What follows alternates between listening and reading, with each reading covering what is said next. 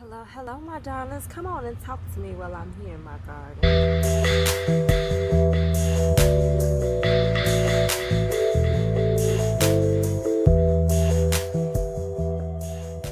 One thing I can definitely say during this process of being a novice gardener and farmer, you learn a lot of life lessons from Mother Earth. Okay, she got everything you need and then some. All right, so what I want to bring your attention to right here in this particular low-lying container, I have some lettuce growing as well as some spinach. So I want to point something out to you, because this is once again Mother Nature's lesson that she's given us that is applicable not just for garden and farming but for life. Okay, do y'all see this right here?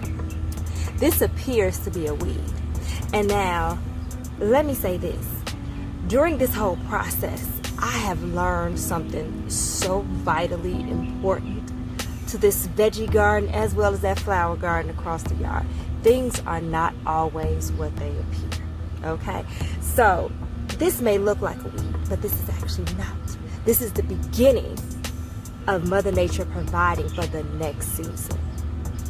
So when you have spinach, when you have lettuce, when you have some of those leafy greens, the way it regenerates or it regurgitates or prepares for the next harvest time, it's going to be a tall plant that is going to literally appear 100% out of place. It's going to seem like it is a weed. It is not.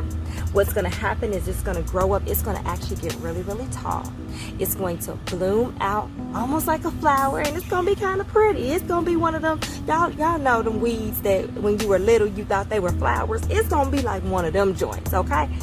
And turns out once it blooms out, there's going to be seeds in there. Seeds for the next chapter. So let that be a lesson to you, not just, as I said, pertaining to this, but to life. Things are not always what they appear. So don't be so quick to rip up something and throw it out without looking a little bit deeper and seeing, does that hold the seeds to my tomorrow?